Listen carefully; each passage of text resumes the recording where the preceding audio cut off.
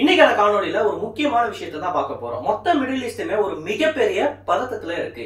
அது மட்டும் இல்லாம அமெரிக்கா அவங்களோட வார்ஷிப்ஸ் எல்லாத்தையுமே தயார் நிலையில நிறுத்திக்கிட்டு இருக்காங்க. எப்ப வேணும்னாலும் ஈரான் இஸ்ரேலுக்கு எதிராக ஒரு மிகப்பெரிய தாக்குதலை பண்ணலாம் அப்படின்றது இப்போ இருக்கிற சிச்சுவேஷன். இந்த சிச்சுவேஷனுக்கு என்ன காரணம் அண்ட் அதற்கும் மேல முக்கியமா நம்ம பார்க்க வேண்டியது என்னன்னு பாத்தீங்கன்னா, ஈரானியன் ரெவல்யூஷனரி கார்ட்ஸ் அப்படின்னு சொல்லக்கூடிய IRGC one of the middle ஈஸ்ட்ல ரொம்ப இம்பார்ட்டன்டான மிலிட்டரிஸ்ல இவங்களும் ஒருத்தவங்க. இன்ஃபேக்ட் ரொம்ப பவர்ஃபுல்லான ஆர்மினா அது IRGC தான், இஸ்ரேலோட IDF கம்பேர் பண்றப்ப அப்படின்னு நிறைய பேருக்கு ஒப்பீனியன்ஸ் இருக்கு. இப்படி இருக்கிறப்ப IRGC கண்ட்ரோல் பண்ணிக்கிட்டு இருக்கிற அவங்களோட ஏரியாவுக்குள்ள புகுந்து இஸ்ரேல் ஹமாஸோட பொலிட்டிக்கல் லீடரை கொண்டு இருக்காங்க. இன்ஃபேக்ட் ஹமாஸோட அந்த பொலிட்டிக்கல் லீடர் இருந்த ஹோட்டலோட செக்யூரிட்டிக்கு பொறுப்பே IRGC தான். இப்படி இருக்கிற தருணத்துல எப்படி IRGC இவ்வளவு பெரிய விஷயத்தை கோட்ட விட்டாங்க அண்ட் IDF என்ன பண்ணி இந்த அசாசினேஷனை பண்ணாங்கன்றதான் தெளிவா அந்த காணொலியில பார்க்க போறோம். நான் உங்கள் ஆகாஷ், தமிழ் பொக்கிஷம் வழங்கும் டிபி டிஃபென்ஸ். முதல்ல ஆடியோ மோசமா இருந்துச்சுன்னா மன்னிப்பு கேட்டுக்கிறேன். இந்த மைக்கை தான் கடந்த 8 வருஷமா நான் பயன்படுத்திக்கிட்டு இருக்கேன். ஒரு வழியா இது செத்துருச்சு, இதை நம்ம அடக்க முடியாது. புது மைக்கை ஆர்டர் போட்டிருக்கேன், 2 நாள்ல வந்துடும். வர வரைக்கும் கொஞ்சம் அட்ஜஸ்ட் பண்ணிக்கோங்க.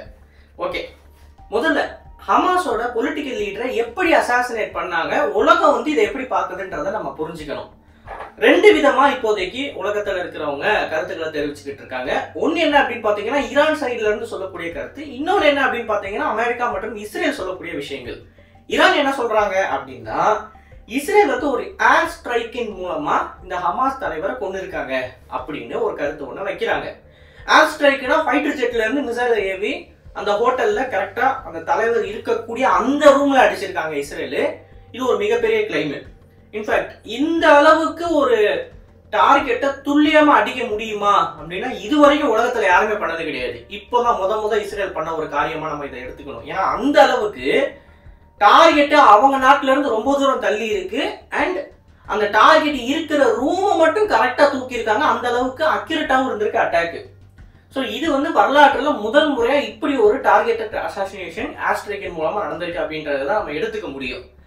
ஆனால் இஸ்ரேல் கிட்ட இவங்க சொல்ற மாதிரி டெக்னாலஜி இருக்கா அப்படின்றது நம்ம பார்த்தாகணும்ல. ஏன்னா இஸ்ரேல்ல இருந்து ஈரான் அப்படின்னு சொல்லக்கூடிய கண்ட்ரி ரொம்ப தூரம். ஈரான் இருக்கிறதுலே ரொம்ப ஃபோர்டிஃபைடான ஒரு கண்ட்ரி இஸ்ரேல் எடுத்தீங்க அப்படின்னா. ஸோ அப்படிப்பட்ட ஒரு கண்ட்ரியோட ஏர்ஸ்பேஸுக்குள்ள நுழையணும் அப்படின்னா 5th gen இருந்தா மட்டும்தான் முடியும். வேற ஃபைட்டர் ஜெட்ஸை பத்தி யோசிச்சு கூட பார்க்க முடியாது. ஒருவேளை இன் தியரி F-35 விமானம் அவங்களோட ஏர்ஸ்பேஸுக்குள்ள புகுந்து மிசைல் ஸ்ட்ரைக்கை பண்ணிட்டு போயிருக்கலாம். இல்ல அப்படின்னா F-35 அவங்களோட ஏர்ஸ்பேஸுக்கு பக்கத்துல வெளியே இருந்து மிசைல் ஸ்ட்ரைக்கை பண்ணியிருக்கலாம் அப்படின்னு நம்ம எடுத்துக்கிட்டாலும் F-35 அவ்வளோ ரேஞ்ச் கிடையாது. அதோட பார்டருக்கு கிட்ட போகணும் அப்படின்னாலே F-35 போக முடியாது. ஏரியல் ரீஃபியூலிங் பண்ணி ஆகணும். இப்ப ஏரியல் ரீஃபியூலிங் பண்ணா ஈரானுக்கு கண்டிப்பா தெரிஞ்சு போயிரு. ஏன்னா டேங்கர் விமானங்கள்லாம் ரேடார்ல ரொம்ப ஈஸியா தெரியுங்க. இன்ஃபேக்ட் ஈரானோட மிலிட்டரியா இருக்கணும் கூட அவசியம் இல்லை.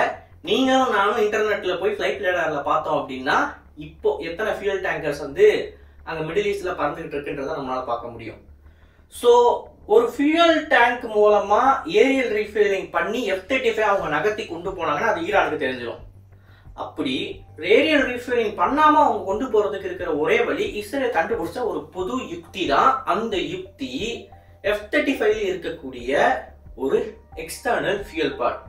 எக்ஸ்டர்னல் ஃபியூல் பார்ட்ஸை பத்தி நம்மளால நிறைய பேருக்கு தெரியும். ஃபைட்டர் ஜெட் வழக்கமா எடுத்துட்டு போற ஒரு விஷயம் தான், அதோட ரேஞ்ச் எக்ஸ்டெண்ட் பண்றதுக்கு பயன்படுத்துவாங்க. ஆனா F-35 எக்ஸ்டர்னல் ஃபியூல் பார்ட்டை நீங்க போட்டீங்க அப்படின்னா அதோட ஸ்டெல்த் காம்ப்ரமைஸ் ஆயிடும். ஸோ இஸ்ரேல் ஸ்டெல்த்தை காம்ப்ரமைஸ் பண்ணாம எக்ஸ்டர்னல் ஃபியூல் பார்ட்டை இப்போ இன்ஜினியரிங் பண்ணியிருக்கிறதா ஒரு தகவல் நமக்கு கிடைச்சிருக்கு. மேபி அதை பயன்படுத்தி கூட F-35 கொண்டு போய் அவங்க இந்த அசாசினேஷனை பண்ணியிருக்கலாம். இப்போ ஒருவேளை ஈரான் சொல்ற மாதிரி F-35 வச்சு ஒரு ஏரியல் ஸ்ட்ரைக்கின் மூலமா தான் அந்த தலைவரை கொண்டிருக்காங்கன்னா இது IRGCக்கு ஒரு மிகப்பெரிய அவமானம். ஏன் அப்படின்னு பாத்தீங்கன்னா IRGC நம்ம சொல்றதை விட இன்ஃபேக்ட் ரஷ்யா அண்ட் சீனாவுக்கே இது ஒரு பெரிய தலைவலி. ஏன்னா அவங்க பயன்படுத்துறது எல்லாமே Chinese radar and Russian S-300 air defence system. S-300 கூட விட்டுருங்க, ஏன்னா S-300 ஒரு அவுடேட்டட் வெர்ஷனு. பட் ரெடார்ஸ் அப்படின்னு சொல்லி பாத்தீங்கன்னா சீனா கிட்ட இருந்து ரொம்ப ஹைடெக்கான ரெடார்ஸ் எல்லாத்தையுமே வாங்கியிருக்காங்க ஈரானியர்கள்.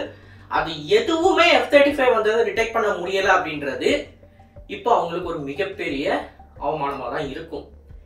இப்போ 5th gen ஃபைட்டர் ஜெட் ஏர்கிராஃப்டை இப்போ இருக்கக்கூடிய ரேடார் சிஸ்டம்ஸ் எல்லாம் டிடெக்ட் பண்ண முடியாது அப்படின்னு சொல்லி தான் உலகத்துல இருக்கிற எல்லாருமே சொல்லிக்கிட்டு இருக்காங்க. அதோட கிராஸ் செக்ஷன் அப்படின்றது ரொம்ப ரொம்ப கம்மி. ரேடார் அதை டிடெக்ட் பண்ணாலும் அதை என்கேஜ் பண்றதுக்கான டைம் நமக்கு கிடைக்காது, அதுக்குள்ள ஏர்கிராஃப்ட் பக்கத்துல வந்துடும் அப்படின்னு சொல்லி தான் எல்லாருமே சொல்லிக்கிட்டு இருக்காங்க. ஆனா IRGC என்ன சொன்னாங்க அப்படின்னா, அவங்களோட உள்நாட்டில் டெவலப் பண்ணப்பட்ட இந்த வான் பாதுகாப்பு அமைப்பு அப்படின்றது பவர் அப்படின்னு சொல்லி நம்ம ஏற்கனவே ஒரு வீடியோல இதை பத்தி பேசியிருப்போம். அதுல அவங்க சொன்ன ஒரு பாயிண்ட் என்னன்னா 5th gen ஏர்கிராஃப்டை இதால கவுண்டர் பண்ண முடியும்னு சொல்லியிருந்தாங்க. அது ஒருவேளை உண்மையா இருந்தது அப்படின்னா இந்த கேஸும் அவங்களோட சிஸ்டம்ஸ் வந்து ஃபெயில் ஆயிருக்குன்றது தான் நம்ம ஒத்துக்கிட்டாகணும். இப்போ இது வந்து ஈரானியன்ஸோட கிளைம். அண்ட் ஈரானியன்ஸ் நம்ம சொல்றப்ப அந்த மிடில் ஈஸ்ட்ல இருக்கக்கூடிய இஸ்ரேலுக்கு ஆப்போசிட்டா இருக்கிற எல்லா கண்ட்ரிஸோட கிளைமே இதுதான். இதுக்கு அடுத்து அப்படி அமெரிக்காவும் இஸ்ரேல் என்ன சொல்றாங்கன்றத நம்ம பார்க்கணும். இஸ்ரேலை பொறுத்த வரைக்கும் இந்த மாதிரி சென்சிட்டிவ் ஆபரேஷன் அவங்க எது பண்ணாலுமே அதுக்கு அவங்க ஓப்பனா பொறுப்பேற்றுக்க மாட்டாங்க. ஆனா மறைமுகமா பொறுப்பேற்றுக்குவாங்க. பேசிக்கா வந்து நான் தான் பண்ணேன் அப்படின்றத வேற ஒருத்தர் மூலமா சொல்ல வைப்பாங்க. இந்த கேஸ்லயும் என்ன சொல்றாங்க அப்படின்னா, அமெரிக்காவும் இஸ்ரேலும் அந்த குறிப்பிட்ட ஹமாஸ் தலைவர் தங்கின அந்த ஹோட்டலோட ரூம் நம்பரை 2 மாசத்துக்கு முன்னாடி ஐடென்டிஃபை பண்ணி அந்த ரூம்ல ஒரு பாம்பை செட் பண்ணியிருக்காங்க. இன்ஃபேக்ட் இதே மாதிரியான ஒரு மெத்தடை பயன்படுத்தி தான் 2020 ஈரானோட ஒரு முக்கியமான நியூக்ளியர் சயின்டிஸ்ட கூட இஸ்ரேல் கொண்டு இருக்காங்க. ஸோ ஒரு பாம்பிங் ஆக்ட் தான் இது. பேசிக்கா பிளான்ட் அசாசினேஷன் அங்க இருக்கிற மொசாட் ஏஜென்சி மூலமா நாங்க பண்ணதுன்னு சொல்லி இஸ்ரேலும் அமெரிக்காவும் ஒரு கருத்து ஒண்ணு முன்வைக்கிறாங்க. இப்போ இந்த ஒரு கருத்து வந்து உண்மையா இருந்துச்சு அப்படின்னாலும் IRGCக்கு ஒரு மிகப்பெரிய அவமானம். ஏன்னா IRGC கண்ட்ரோல் பண்ற இடம் அது. அவங்கள விட்டு அந்த இடத்துக்குள்ள யாருமே நுழைய முடியாத மாதிரி தான் இருக்கணும். அப்படிப்பட்ட ஒரு இடத்துக்குள்ள புகுந்து ரொம்ப ரொம்ப ஹை வேல்யூ, இப்போ வந்து ஹமாஸோட பொலிட்டிக்கல் லீடர் வந்து அந்த நாட்டோட சுப்ரீம் லீடருக்கு எந்த அளவுக்கு ப்ரொடெக்ஷன் கொடுக்குறாங்களோ அந்த அளவுக்கு ப்ரொடெக்ஷன் கொடுக்கக்கூடிய ஒரு ஆள் தான். ஏன்னா இஸ்ரேலை பொறுத்த வரைக்கும் அவங்களோட த்ரெட் லிஸ்ட்ல ஹமாஸோட பொலிட்டிக்கல் லீடரும் இருக்காரு, ஈரானியனோட பிரசிடென்ட்டும் சரி, ஈரானோட சுப்ரீம் லீடரும் சரி இருக்காங்க. ஸோ அந்த அளவுக்கு இம்பார்ட்டன்டான ஒரு நபருக்கு வந்து அவங்க அவ்வளோ ப்ரொடெக்ஷன் கொடுத்துருக்கப்ப எப்படி எல்லாத்தையும் மீறி மொசாட் வந்து அவங்க அசாசினேட் பண்ணாங்க அப்படின்றது ஒரு மிகப்பெரிய இரண்டாவது கேள்வி. இப்போ இந்த 2 சினாரியோவை நீங்க வெளியே எடுத்து பார்த்தீங்க அப்படின்னாலும் இது ஈரானுக்கு ஒரு மிகப்பெரிய தலைவலி. ஏன்னா ஈரானால இப்படிப்பட்ட ஒரு காரியத்தை பண்ண முடியாது, அதாவது இஸ்ரேலுக்கு எதிராக ஈரானால சண்டை போட்டு ஜெயிக்க முடியாது அப்படின்றது மிலிட்டரி குரூப்ஸுக்கு தெரிய ஆரம்பிச்சிச்சு அப்படின்னா அவங்க இஸ்ரேலுக்கு எதிராக அவங்களோட ப்ராக்சிஸை நிறுத்த ஆரம்பிச்சிருவாங்க.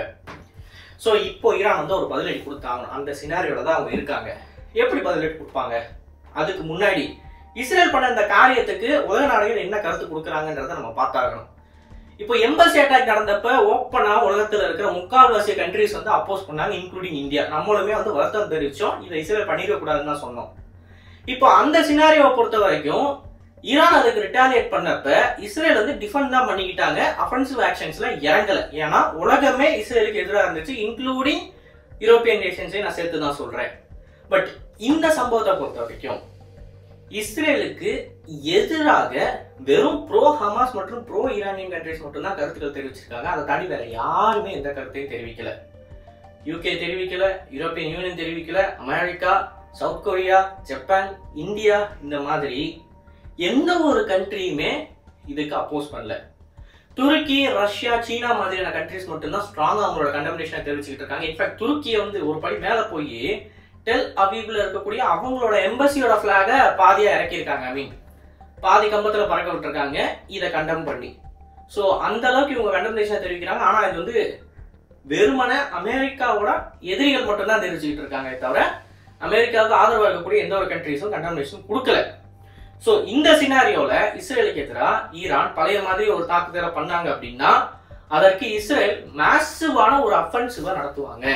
இன்ஃபேக்ட் இஸ்ரேல்ல இருக்கக்கூடிய ரொம்ப ஃபேமஸான ஒரு நியூஸ் சேனல் அங்க இருக்கிற மக்கள்ல ஒரு கருத்து கணிப்பு எடுத்திருக்காங்க. அந்த கருத்து கணிப்பு என்னன்னு பாத்தீங்கன்னா, ஈரான் நம்மளை தாக்குறதுக்குள்ள நம்ம அவங்கள தாக்கிடணுமா அப்படின்றது அந்த கருத்து கணிப்பு. இதுல 61% இஸ்ரேலிய மக்கள் நம்ம ஈரானை ஃபர்ஸ்ட் தாக்கணும், அவங்க நம்மளை தாக்குறதுக்கு முன்னாடின்றதுக்கு ஓட்டு போட்டிருக்காங்க.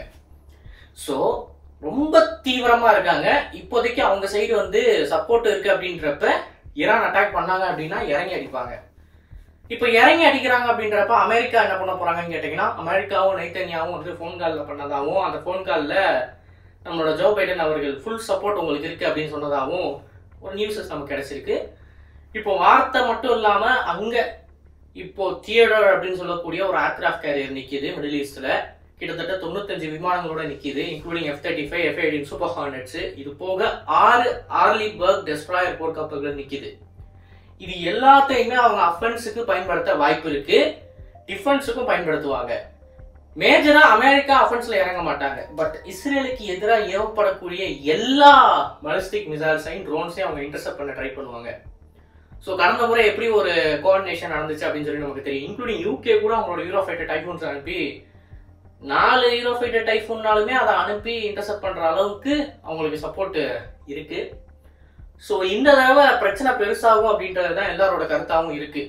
போன தடவை பார்த்தீங்க அப்படின்னா ஈரான் அடிப்பாங்க, ஆனா இஸ்ரேல் வந்து ரிட்டாலியேட் பண்றதுக்கு வாய்ப்பு கம்மின்ற மாதிரி இருந்துச்சு. பட் இப்போ அது கேஸ் இல்லை. ஈரான் அடிச்சாங்க அப்படின்னா ரொம்ப கொடூரமா இஸ்ரேல் ரிட்டாலியேட் பண்ணுவாங்க.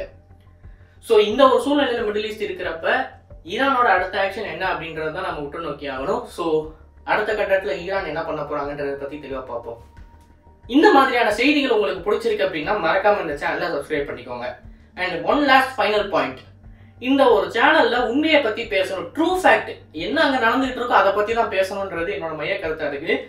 ஒருத்தர் தூக்கி வச்சு இன்னொருத்தர் இறக்கி பேசணும் அப்படின்றது என்னோட அவசியம் கிடையாது.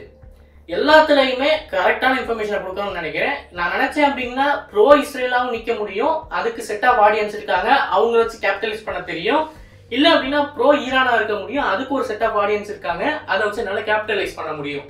ஆனா ரெண்டுத்தையுமே பண்ணாம கரெக்டா ஃபேக்ட்ஸை ஸ்பில் பண்றேன் அப்படின்னா அது நான் கேபிட்டலைஸ் பண்ணணும் அப்படின்றதுக்காண்டி கிடையாது.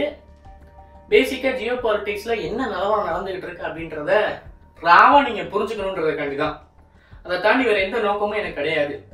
அண்ட் இந்த ஒரு வீடியோ கீழே நீங்க உண்மையை ஏற்றுக்கொள்ள முடியாம ஏன்னா நீங்க என்ன பேசுறீங்கன்னா அதை பத்தி எனக்கு கவலை இல்லை. நான் உண்மையை பேசிக்கிட்டு தான் இருப்பேன். உங்களால முடிஞ்சதை பார்த்துக்கோங்க. நன்றி, வணக்கம்.